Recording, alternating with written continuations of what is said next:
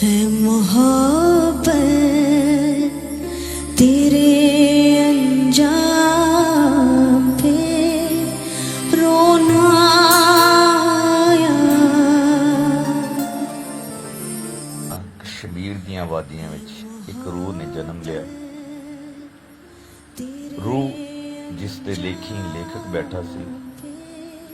ਮੇਰੇ ਵਾਂਗਰ ਹੀ ਬਚਪਨ ਤੋਂ ਅਲੜ ਉਮਰ ਗੁਜ਼ਾਰੀ ਹੋਵੇਗੀ। ਬਹੁਤੀ ਸੰਵੇਦਨਸ਼ੀਲ ਤੇ ਥੋੜੀ ਜਿਹੀ ਸ਼ਰਾਰਤਾਂ ਭਰੀ।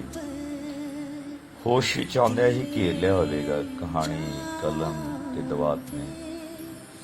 ਮੈਂ ਅਜਿਹਾ ਯਕੀਨੀ ਤੌਰ ਤੇ ਕਿਉਂ ਕਹਿ ਰਿਹਾ ਹਾਂ? ਉਹ ਇਸ ਲਈ ਕਿ ਮੈਂ ਵੀ ਦੁਨੀਆ ਤੇ 11 ਨੂੰ ਹੀ ਆਇਆ ਸੀ ਤੇ ਮੇਰੀ ਜੂਨ ਵੀ ਲੇਖਕ ਦੀ ਹੀ ਹੈ। ਇਹ ਵਾਹੋ ਵਾਹੀ ਲਈ ਬਿਮਾਰ ਮਾਨਸਿਕਤਾ ਨਹੀਂ ਹੁੰਦੀ। ਧੁਰੋਂ ਆਏ ਲੇਖਕਾਂ ਦੀ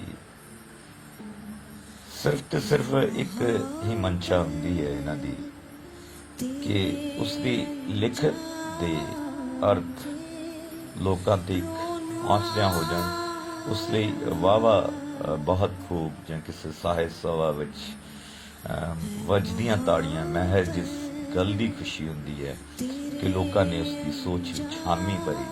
ਮਹਿਜ਼ ਅਜਿਹੀ ਆਵਾਜ਼ ਜਿਵੇਂ ਕੋਈ ਕਹਿ ਰਿਹਾ ਹੋਵੇ ਕੁਝ ਵੀ ਗਲਤ ਨਹੀਂ ਕਿਹਾ, ਇਹੋ ਹੋ ਰਿਹਾ ਜੋ ਗਲਤ ਹੋ ਰਿਹਾ ਉਸ ਨੂੰ ਸਹੀ ਕਰਨ ਦਾ ਹੱਲ ਸਹੀ ਲਿਖਿਆ, ਕੋਸ਼ਿਸ਼ ਕਰਾਂਗੇ ਸਹੀ ਕਰਨ ਦੀ।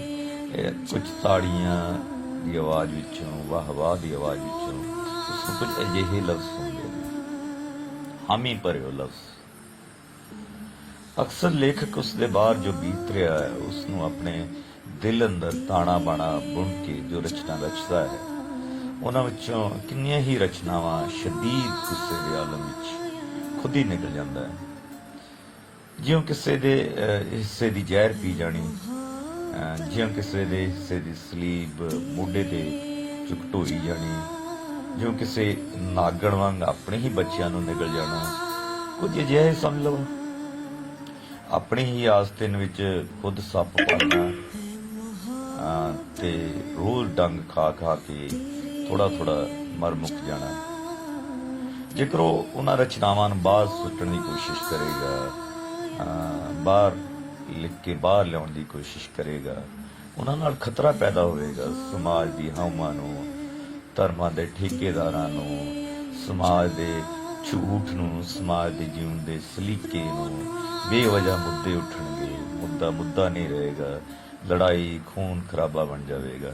ਇਸ ਲਈ ਉਹ ਖੁਦ ਨੂੰ ਹੀ ਇਹਨਾਂ ਰਚਨਾਵਾਂ ਰਾਹੀਂ ਹੌਲੀ ਹੌਲੀ ਮਾਰਦਾ ਹੈ ਤੇ ਮਰ ਜਾਂਦਾ ਹੈ। ਉਹ ਕਹਾਣੀ ਪੜ੍ਹਦਾ ਜਾਂ ਬੋਲਦਾ ਨਹੀਂ, ਕਿਉਂਕਿ ਉਸਨੂੰ ਪਤਾ ਹੁੰਦਾ ਹੈ ਕਿ ਉਹ ਕੁਝ ਪੱਥਰ ਦੀਆਂ ਸੋਚਾਂ ਉੱਤੇ ਝਰੀਟਾਂ ਮਾਰ ਮਾਰ ਪਾਗਲਾਂ ਵਾਂਗਰ ਸਿਰਫ ਤੇ ਸਿਰਫ ਪੱਥਰ ਦੀਆਂ ਸੋਚਾਂ ਨੂੰ ਤੋੜਨ ਦਾ ਯਤਨ ਕਰਦਾ ਹੈ। ਪਰ ਇਹ ਖੌਫਨਾਕ ਸੋਚਾਂ ਨਹੀਂ ਟੁੱਟਦੀਆਂ। ਲੇਖਕ ਟੁੱਟ ਮਰ ਖਪ ਜਾਂਦੇ ਨੇ। ਕੱਟੜ ਸੋਚਾਂ, ਪੱਥਰ ਸੋਚਾਂ ਸਦੀਵੀ ਹੀ ਰਹਿੰਦੀਆਂ ਨੇ। ਇਹਨਾਂ ਦਾ ਖਤਮ ਹੋਣਾ, ਟੁੱਟਣਾ ਅਸੰਭਵ ਹੈ। ਹਰ ਬੌਧਿਕ ਨੂੰ ਪਤਾ ਹੁੰਦਾ ਹੈ ਕਿ ਉਸ ਦੀ ਮੌਤ ਦੇ ਬਾਅਦ ਹੀ ਉਸ ਦੇ ਕਸੀਦੇ ਪੜ੍ਹੇ ਜਾਣਗੇ ਜੋ ਉਸ ਨੂੰ ਸੁਣਨਾ ਨਾਗਵਾਰ ਹੈ। ਇਸ ਲਈ ਸਦਾ ਲਈ ਤੁਰ ਜਾਣ ਦੇ ਬਾਅਦ ਹੀ ਉਹ ਹੋਰਾਂ ਨੂੰ ਆਪਣੇ ਪ੍ਰਤੀ ਬੋਲਣ ਦਾ ਹੱਕ ਦਿੰਦਾ ਹੈ, ਤਾਂ ਜੋ ਉਹ ਮੁਖੌਟੇ ਲੱਦੇ ਲਫ਼ਜ਼ਾਂ ਨੂੰ ਅਣਸੁਣਿਆ ਕਰ ਸਕੇ। ਹਕੀਕਤ ਵਿੱਚ ਲੇਖਕ ਸਿਰਫ ਇੱਕ ਲੇਖਕ ਹੁੰਦਾ ਹੈ ਤੇ ਉਸ ਦੀਆਂ ਰਚਨਾਵਾਂ ਹੁੰਦੀਆਂ ਹਨ। ਉਹ ਕਿਸ ਲਈ ਲਿਖਦਾ ਹੈ, ਕਿਉਂ ਲਿਖਦਾ ਹੈ, ਇਸ ਬਾਰੇ ਖੁਦ ਨੂੰ ਵੀ ਖੁਦ ਤੋਂ ਅਣਜਾਣ ਹੀ ਰੱਖਦਾ ਹੈ। ਬਸ ਲਿਖਣਾ ਹੈ। ਜਦੋਂ ਕੋਈ ਕਹਾਣੀ ਕੋਲ ਆ ਕੇ ਬੈਠ ਜਾਵੇ ਲਿਖਣਾ ਪੈਂਦਾ ਹੈ, ਨਹੀਂ ਤੇ ਉਹ ਕਹਾਣੀ ਸਾਹ ਘੁੱਟਦੀ ਹੈ, ਮਰਾਉਣ ਦੀਆਂ ਧਮਕੀਆਂ ਦਿੰਦੀ ਹੈ, ਮਤਲਬ ਸਾਫ਼ ਕੇ ਵਿਸ਼ਾ ਖੋਣ ਦੀ ਧਮਕੀ ਦਿੰਦੀ ਹੈ। ਕਿ ਲੇਖਕ ਲਈ ਵਿਸ਼ਾ ਸਪੈਸ਼ਲ ਇੱਕ ਕਹਾਣੀਕਾਰ, ਇੱਕ ਅਫਸਾਨਾ ਨਿਗਾਰ, ਇੱਕ ਕਹਾਣੀਕਾਰ ਲਈ ਵਿਸ਼ਾ ਉਸਦੇ ਅੱਖਾਂ ਦੀ ਖੁਰਾਕ ਹੁੰਦਾ ਹੈ। ਅਗਰ ਇਹ ਵਿਸ਼ਾ ਨਾ ਮਿਲੇ ਤੇ ਉਹ ਅੱਖਾਂ ਅੱਖਰਾਂ ਦਾ ਮਰ ਜਾਣਾ ਤੈਅ। ਖਿਆਲਾਂ ਦਾ ਦਫਨ ਹੋ ਜਾਣਾ ਮਤਲਬ ਲੇਖਕ ਦਾ ਜੀਣਾ ਮਹਾਲ ਹੋ ਜਾਣਾ। ਮੰਟੋ ਨੂੰ ਜੋ ਅੱਜ ਬੁੱਧੀਜੀਵੀ ਯਾਦ ਕਰਕੇ ਕਸੀਦੇ ਲਿਖਣੋਂ ਨਹੀਂ ਅੱਕਦੇ, ਯਕੀਨਨ ਇਹ ਉਹੀ ਰੂਹਾਂ ਨੇ ਜੋ ਉਸਦੇ ਜਿਉਂਦੇ ਜੀ ਉਸ ਨੂੰ ਅਸ਼ਲੀਲ ਲੇਖਕ ਕਹਿ ਕੇ ਕਚਹਿਰੀਆਂ ਤੱਕ ਘੜੀਸ ਕੇ ਲੈ ਗਏ। ਫਰਕ ਅੱਜ ਵੀ ਕੁਝ ਨਹੀਂ। ਪ੍ਰਦੀਪ ਥਿੰਦ ਜਦੋਂ ਵੀ ਕਾਮ ਤੇ, ਔਰਤ ਤੇ, ਧਰਮ ਤੇ ਜਾਂ ਹੋਰ ਵੀ ਸਮਾਜ ਦੇ ਸੱਚ ਤੇ ਲਿਖਦਾ ਹੈ ਤੇ ਅਖਬਾਰਾਂ ਕੋਹਾਂ ਦੂਰ ਚੱਕ ਕੇ ਉਸ ਰਚਨਾ ਨੂੰ ਵਗਾ ਮਾਰਦੀਆਂ ਨੇ ਤੇ ਉਸ ਦੀ ਥਾਂ ਕਿਸੇ ਬੇਤੁਕੀ, ਬੇਸੁਰੀ, ਜ਼ਬਰਦਸਤ ਬਣੀ ਸੋਹਣੇ ਮੁਖੜੇ ਵਾਲੀ ਕਵਿਤਰੀ ਜਾਂ ਕਿਸੇ ਅਰਧਨਗਨ ਹੀਰੋਇਨ ਦੀਆਂ ਤਸਵੀਰਾਂ ਨਾਲ ਭਰ ਦਿੰਦਾ ਹੈ।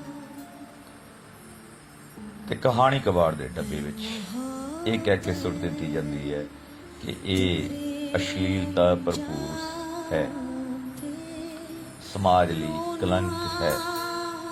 ਉਸ ਸਮਾਜ ਲਈ ਜਿੱਥੇ ਹਰ 4 ਮਿੰਟ ਬਾਅਦ ਗੈਂਗਰੇਪ ਹੁੰਦੇ ਹਨ, ਉਸ ਸਮਾਜ ਲਈ ਜਿੱਥੇ ਕਾਮ ਲਈ ਮਾਰ ਵੱਢ ਟੁੱਕ ਹੁੰਦੀ ਹੈ। ਮੰਟੋ ਲਿਖਦਾ ਹੈ ਆਪਣੇ ਕਿਸੇ ਇੱਕ ਥਾਂ ਤੇ ਕਿ ਉਹ ਕਾਲੀ ਤਖਤੀ ਤੇ ਚਿੱਟੇ ਰੰਗ ਦੇ ਚੌਕ ਨਾਲ ਲਿਖਣ ਨੂੰ ਤਰਜੀਹ ਦਿੰਦਾ ਹੈ ਤਾਂ ਜੋ ਕਾਲੀ ਤਖਤੀ ਦੀ ਕਾਲਕ ਹੋਰ ਉਗੜ ਕੇ ਸਾਹਮਣੇ ਲਿਆ ਸਕੇ। ਅਸੀਂ ਉਹ ਲੋਕ ਹਾਂ ਜੋ ਮੰਮਾ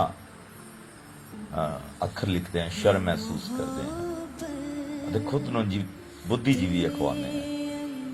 ਮੰਟੋ ਨੇ ਮਹਾਨ ਅਫਸਾਨੇ ਲਿਖੇ, ਪਾਗਲ ਹੋਇਆ, ਦਿਮਾਗੀ ਸੰਤੁਲਨ ਗਵਾ ਬੈਠਾ, ਪਾਗਲਖਾਨੇ ਵਿੱਚ ਹੌਲਨਾਕ ਬਿਜਲੀ ਦੇ ਝਟਕੇ ਲਗਾਏ ਗਏ, ਸ਼ਰਾਬ ਦੀ ਲੱਤ ਲੱਗੀ, ਪਰ ਅਜਿਹਾ ਸੰਭਵ ਹੈ ਕਿ ਸ਼ਰਾਬ ਪੀ ਕੇ ਵੀ ਕੋਈ ਲਿਖ ਸਕਦਾ ਹੈ। ਸ਼ਾਇਦ ਇਹ ਅਜਿਹਾ ਹੀ ਹੈ ਜਿਵੇਂ ਸਮਾਜ ਦੀ ਸਾਰੀ ਜ਼ਹਿਰ ਕੋਈ ਪੀ ਗਿਆ ਹੋਵੇ ਤੇ ਉਸ ਸ਼ਖਸ ਤੇ ਫਿਰ ਇਹ ਸ਼ਰਾਬ ਦੀ ਸ਼ਾਇਦ ਕੀ ਅਸਰ ਉਸਦੇ ਉਸਦੀਆਂ ਕਹਾਣੀਆਂ, ਖੂਲ ਦੇ ਸੜਕ ਕਿਨਾਰੇ ਜਾਂ ਉਸਦਾ ਅਫਸਾਨਾ ਅੰਕਲ ਸੈਮ ਦੇ ਨਾਮ ਖਤ ਜਾਂ ਟੋਬਾ ਟੇਕ ਸਿੰਘ ਕਹਾਣੀ, ਠੰਡਾ ਗੋਸ਼ਤ, ਅਜਿਹੀਆਂ ਕਹਾਣੀਆਂ ਲਿਖਣਾ ਕਦੀ ਕਦੀ ਕਿਸੇ ਦੇ ਹੁਨਰ ਨੂੰ ਮਤਲਬ ਲਿਆਕਤ ਨੂੰ ਸਮੇਂ ਦੇ ਹਾਣੀ ਲੇਖਕ ਈਰਖਾ ਦੇ ਵਸ ਪੈ ਕੇ ਕਲੰਕਿਤ ਕਰਨ ਲਈ ਸ਼ਰਾਬ ਦੇ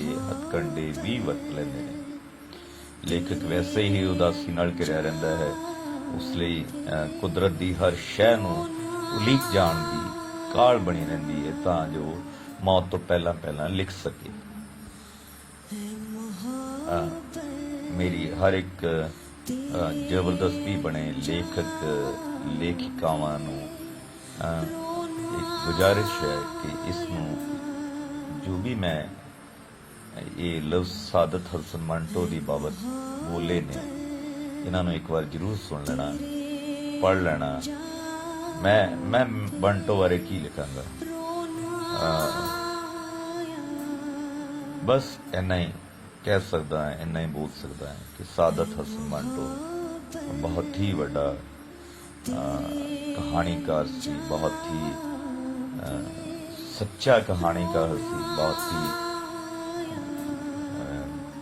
ਡੂੰਘਾਈ ਵਿੱਚ ਜਾ ਕੇ ਲਿਖਣ ਵਾਲਾ ਇੱਕ ਅਫਸਾਨਾ ਨਿਗਾਰ ਸੀ।